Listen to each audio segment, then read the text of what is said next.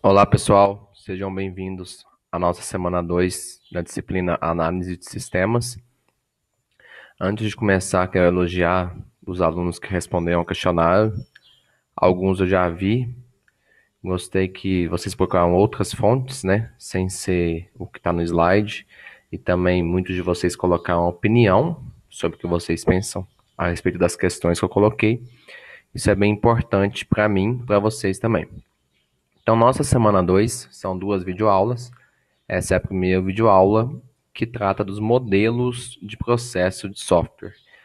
Então, quando a gente fala modelo, a gente pensa que é como se fosse uma estrutura, alguma forma padrão, certo?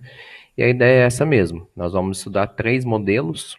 O primeiro é o modelo em cascata, depois o desenvolvimento incremental e o orientado a reuso, que seria o terceiro modelo. A gente vai ver um pouquinho da explicação de cada um deles e qual que é a diferença entre eles. Aí na nossa segunda videoaula, a gente vai falar um pouquinho das quatro atividades do processo de software, que aí é o restante da nossa disciplina. Cada próxima semana vai falar de uma das quatro atividades. Então são esses três modelos aqui que a gente vai ver nessa videoaula. E aí, antes de começar a falar dos modelos, vamos falar o que é um processo de software. A gente ouve esse nome processo, fica um pouco com medo, né, pelo nome. Mas é uma coisa mais burocrática mesmo. Então, qual que é a definição? É um conjunto de atividades relacionadas que levam à produção de um produto de software. Então, basicamente, as atividades que você vai ter que fazer durante a produção de software lá do início, da reunião com o cliente, até a entrega e correção de erros e manutenção, evolução do software. Esse tópico aqui é bem importante, ó. Existem muitos processos de software diferentes, mas todos devem incluir quatro atividades fundamentais: especificação de software, a parte de falar o que o software vai fazer e o que ele não vai fazer. Isso é decidido em reuniões entre a empresa e o cliente ou os clientes. Projeto e implementação de software, aqui seria planejamento de como vai ser feito o software e aqui colocar a mão na massa, desenvolver o código.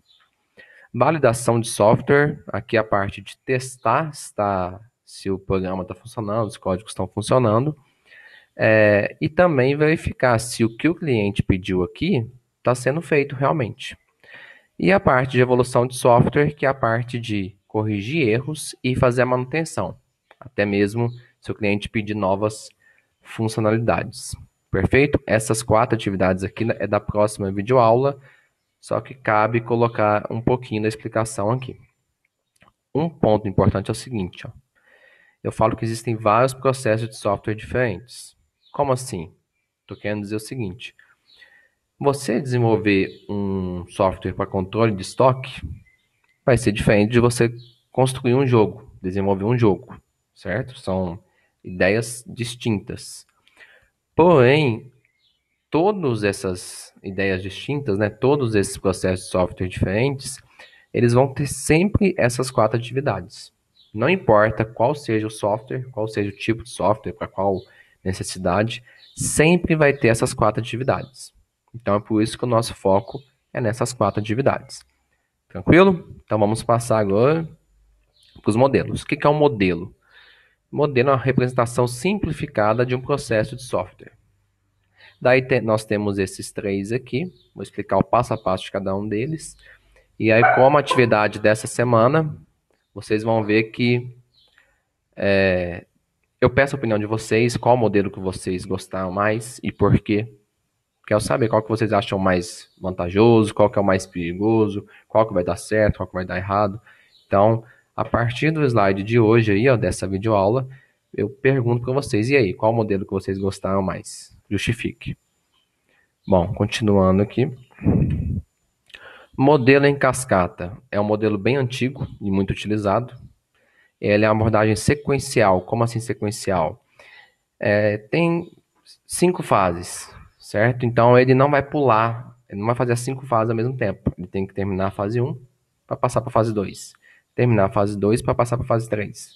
E assim por diante. Se fossem 10 fases, teria que acabar a fase 1 para passar para 2 e assim por diante.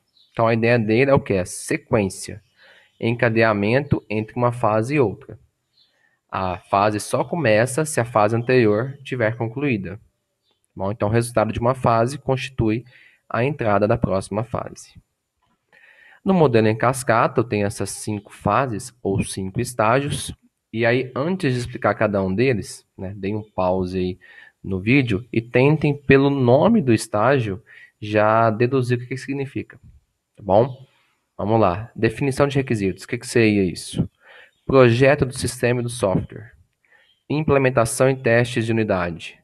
Integração e testes do sistema. Operação e manutenção. Então, observe o seguinte, ó, tem aquelas 4 atividades ali, mas não quer dizer que os modelos que a gente vai ver, elas têm exatamente esse mesmo nome, não quer dizer isso, tá bom? Então, aqui eu tenho 4 atividades, porém, aqui eu tenho 5 estágios, 5 fases. Mas, se vocês forem fazer uma analogia, né, uma correlação entre esse modelo e as atividades, vocês vão perceber que tudo, aquelas 4 atividades, estão sendo tratadas aqui, ó. Por exemplo, definição de requisitos seria a atividade especificação de software. Tá bom? Especificação de software. Definir os requisitos funcionais e não funcionais, ou seja, quais vão ser as funções do código, quais vão ser as restrições do código, tá bom? Então, essa atividade aqui se equivale a essa primeira fase. Projeto do sistema e do software. Aqui a gente pensa em planejamento de como o software vai ser desenvolvido, mas ele ainda não é desenvolvido. Então, qual que é essa atividade aqui? Qual se assemelha? Assemelha-se ao projeto de software, apenas ao projeto. A implementação é daqui a pouco. Aqui, ó, terceira fase, implementação e testes de unidade. Então, essa terceira fase aqui, ó, ela se equivale à implementação do software e uma parte da validação de software. A validação de software inclui os testes. Lá a gente falou que tem o teste unitário. Então, estou pegando uma parte aqui. O quarto é a integração e testes do sistema. Então, aqui eu estou pegando o resto da validação do software. Perfeito? E a última fase, estágio, é operação e manutenção. Operação é colocar o software para rodar, né, na empresa do cliente. E manutenção, corrigir erros, adicionar novas funcionalidades. Então, se assemelha a essa quarta atividade aqui, evolução de software. Tá, o que pode ter causado dúvida em vocês aí? Testes de unidade e testes do sistema. Qual que é a diferença de uma coisa para outra? Um exemplo, vou colocar um software bem básico. Vamos supor que o cliente pediu para mim fazer uma calculadora com as 4 operações básicas: soma, subtração, multiplicação e divisão. Tá bom? O que seria um teste de unidade? Seria você testar cada uma das operações de forma individual. Ou seja, testa se a soma está funcionando, ok. Testa se a outra unidade, que seria a subtração, está funcionando. Testa se a multiplicação está funcionando. E testa se a divisão está funcionando. Isso isoladamente, cada uma separadamente. Perfeito? O que seria essa integração e testes do sistema? Seria você juntar essas 4 operações que você implementou em um sistema apenas. E aí testar o sistema como um todo. Como que você vai juntar essas 4 operações? Provavelmente você vai fazer um menu. Menu aí vai lá. Digite 1 para fazer uma soma. Digite 2 para fazer uma subtração. Digite 3 para multiplicação. Digite 4 para divisão. Digite 5 para sair. Tranquilo? Então, você fazendo esse menu, você está juntando, né? Integrando as suas unidades, e aí você vai fazer o teste do sistema, ou seja, testar o sistema completo para verificar se o sistema como um todo funciona. Tá bom? Pode causar uma confusão em vocês falar nesse seguinte aspecto: ah, mas vai funcionar, né? Concordo, esse sistema bem simples assim vai funcionar. Aqui já vai garantir o de baixo. Só que se você for pensar num sistema mais completo, se você testar uma parte desse sistema completo, pode estar funcionando. Agora, quando você junta essa parte com uma outra parte do sistema, pode não funcionar bem, beleza? Um exemplo mais sofisticado. Pegar um sistema de controle de estoque, tá bom? Então, fiz uma venda. Tinha lá sabonete, tinha 10 unidades, né? E o cliente comprou 5 unidades do sabonete. Então, a compra foi feita com sucesso. Eu testei a unidade da venda do produto. Venderam 5 sabonetes. Mas será que foi dado baixa no estoque? Ou seja, será que agora se eu consultar quantas unidades de sabonete eu tenho, vai estar aparecendo lá que eu tenho 5 unidades? Entendeu? Então, aqui nesse sistema mais sofisticado, a gente consegue entender a importância desse teste do sistema que visa verificar se a integração das unidades do seu sistema foi feita com sucesso. Aqui vai ter a explicação de cada um deles, tá? Não vou entrar muito em detalhes aí que eu acabei já explicando.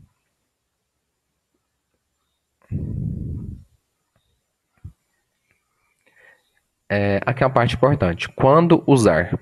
Tá, vamos voltar lá.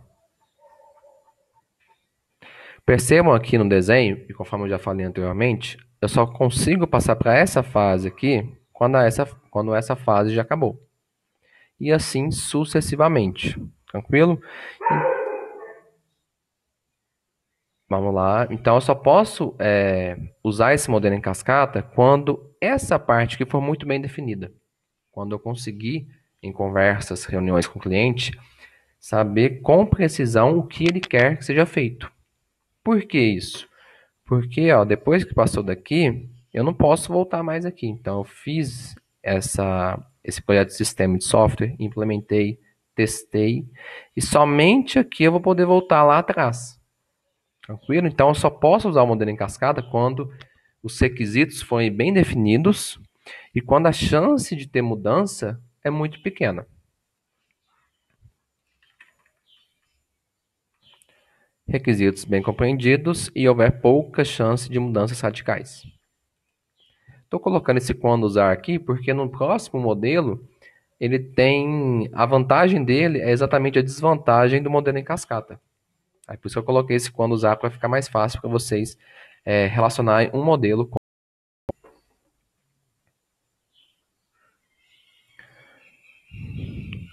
o nosso próximo modelo é o desenvolvimento incremental. Qual que é a ideia dele? É você entregar várias versões para o cliente. Então você não conversa com o cliente apenas lá na primeira fase. Você conversa o tempo todo com o cliente. Você fez uma nova funcionalidade, você já manda para o cliente para ver se ele gostou, se ele tem sugestões. Então a ideia principal dele é o quê? É estar em contato o tempo todo com o cliente. Então, existem várias versões do sistema, versões não prontas, que o cliente olha e ele verifica se está certo, se tem alguma coisa que tá ruim, não está boa, não está bem implementada, ou o layout está ruim, nesse sentido. Então, a ideia aqui é desenvolver uma implementação inicial, expor essa implementação aos comentários dos usuários, continuar a implementação com a criação de várias versões, até que um sistema adequado seja desenvolvido. Tá, então entendemos a ideia. A gente tem contato com o cliente o tempo todo, através do envio de várias versões preliminares. Mas e as atividades? Como assim as atividades? Bom, e essas atividades aqui, ó? Essas 4 atividades, elas são feitas sequencialmente ou pode ser feito intercalado? Elas podem ser feitas de forma intercalada. Atividades de especificação, desenvolvimento e validação são intercaladas e não separadas. Então, essa aí é a diferença desse modelo incremental para o modelo em cascata. Observe aí o desenho de como funciona esse modelo. Então, observem que na especificação, no desenvolvimento e na validação, existem várias versões enviadas para o usuário e elas são intercaladas. Eu posso vir para o desenvolvimento e estar fazendo a especificação ao mesmo tempo. Como assim? O cliente falou para mim assim, olha, eu defini o primeiro requisito meu, É que eu quero que faça uma soma de dois números. Antes de especificar mais requisitos, eu já posso desenvolver aqui essa soma e já mandar para ele uma versão, para ele verificar se está ok. Aí ele vai especificar a subtração, a multiplicação e a divisão. E isso daqui vai acontecer intercalado, ó. Tanto a definição de requisitos, quanto a implementação e quanto aos testes. No mesmo tempo que essas várias versões que estão sendo desenvolvidas vão ser enviadas para o usuário. E o usuário vai avaliar e vai dar um feedback para a empresa. Aí na prática, como assim na prática? Como a gente resolve nossos problemas? Será que a gente resolve inspirado no modelo em cascata ou no desenvolvimento incremental? A ideia que eu coloco aqui é que não, que a gente vai andando, né, passo a passo, só que se a gente acha um erro, a gente volta atrás, recuando quando percebemos que cometemos um erro.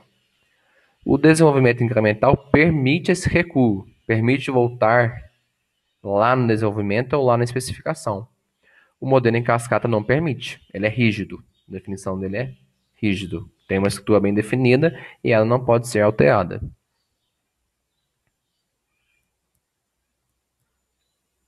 As vantagens em relação ao modelo em cascata, o custo de acomodar as mudanças é reduzido.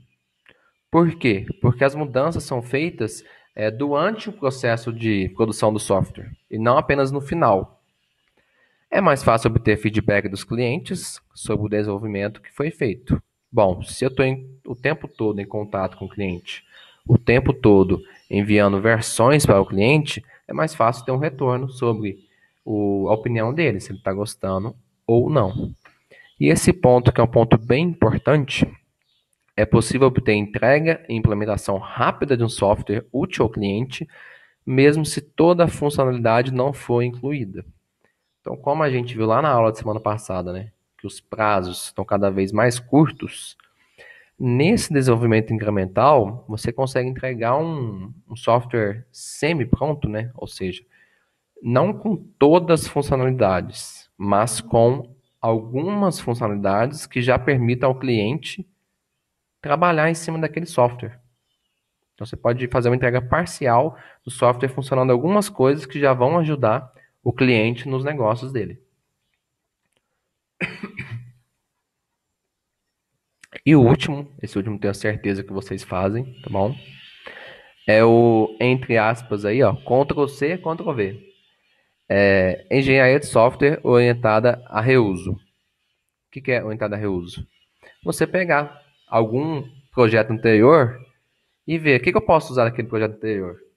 Será que eu não já tenho um projeto bem parecido com o projeto que eu estou fazendo agora? Em outras palavras, será que eu não já desenvolvi um software bem parecido com o software que eu vou fazer nesse momento? Essa é a ideia. Isso acontece muitas vezes informalmente.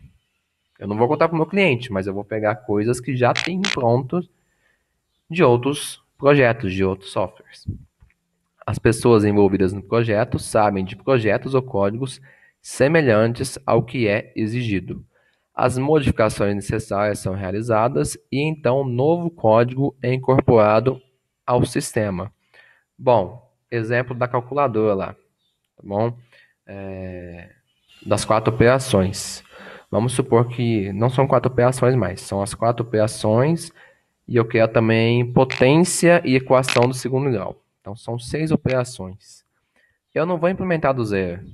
Eu fui lá na internet e achei um programinha em C ou em outra linguagem qualquer, em Python, por exemplo, e esse programa já faz 4 das 6 operações. Ele faz soma, subtração, multiplicação e divisão. Então eu vou pegar esse código pronto e vou incorporar ao meu software. Isso que seria a engenharia de software orientada a reuso. Mas não é apenas pegar e incorporar. Eu tenho que analisar, tenho que testar, tenho que verificar. Bom, se eu já implementei 4 operações, eu tenho que implementar as outras 2. Beleza? Tá, tranquilo. Você ganha um tempo com isso? Ganha. Nesse caso, ganha. Mas tem que avaliar se realmente vale a pena. Beleza? Então vamos ver agora as definições de forma mais formal aí. Aqui é o fluxo, né, do modelo de engenharia de software orientada a reuso. Então, eu tenho a especificação de requisitos, a validação do sistema. Essas duas aqui são semelhantes ao que a gente já viu nos outros modelos.